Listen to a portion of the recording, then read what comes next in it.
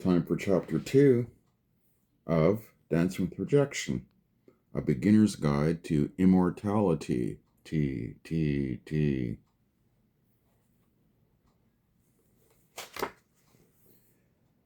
There was always an underground current of thought among the children, discussed always sporadically and in the vaguest terms that somehow there was native blood in our ancestry. Grandmother even mentioned something about a dirty secret that we were half-breeds and had native blood running through our veins. Her tone didn't bode well for repeating of the tale. This was something, or so she implied, not to be proud of. Better to be left in the grave.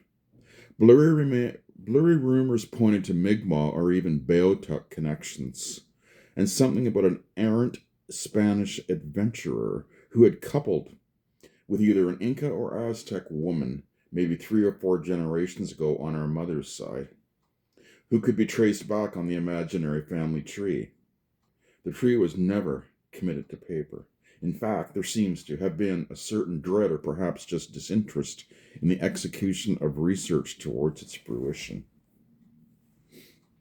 I had a pair of rawhide colored pants that fit me perfectly when I was 3 years old. Wearing these pants, my favorites, I fancied myself to be a little native boy able to understand the meanings of the clouds, reading them as fleeting banners across the multi-valued canvas of the sky. I cherished little pebbles, imbuing them with magical significance. As a little boy, I could become totally absorbed in the resplendent gifts of nature, burrowing my way through the tall, fragrant grass like a field mouse. I would gladly pause at every sprig of laurel, pleasing myself with the sweetly puckered tears of delicately mauve petals. Big green grasshoppers would allow themselves to be caught, sunning, drowsy. With a quick flash of my little hand, I would harmlessly capture the hopper for closer inspection. The molasses left behind by the bug was the same color as the deep waters of the little brook, which gurgled behind the property, a little south of the old pear tree in the big field. When the freshly cut hay crop lay pungent in the field, I would sit happily for hours on the prickly, sheared ground. I constructed a vehicle by gathering around myself all the fragrant cuttings. Secure in my carefully woven craft, I would soar up into the sky and fly away over the trees to the west, swooping low and fast along above the cow pasture, even startling one of the docile beasts from its grazing. The cow pasture was a lush, evenly distributed green.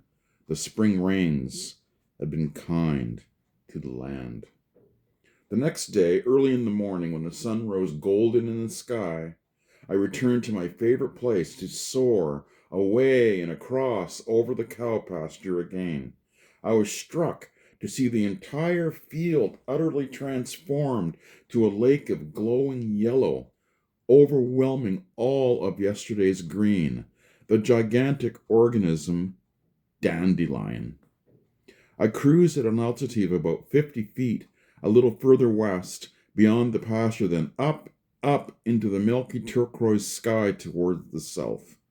At a certain height, the county spread out beneath me like a hugely carved patchwork quilt, with spots crumpled into hills and thickets of hardwood and other bits crinkled into riverbeds and valleys.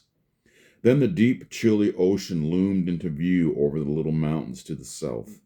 Sensing the awful depth and breadth of the cold blue-gray water, and, more horrifying, the great arc of the edge of the planet, and then the terrible vastness of inky black space, I experienced a harrowing jolt of vertigo and swiftly returned to my inert body, all in a heartbeat. When I grew out of my rawhide-colored pants, I felt completely out of sorts. I wanted nothing more than to get a bigger pair exactly the same color, or else to stop growing so that my pants would always fit. Be careful what you wish for, you little shit. I identified so strongly with my native blood while I was wearing the terra-colored pants that I was loath to part with them. As with so much else, the pants fell by the wayside, and I remain haunted by an irresolution of the question of my ancestral and spiritual heritage. I heard tantalizing tidbits all around me, but nothing that sounded like a shred of concrete evidence.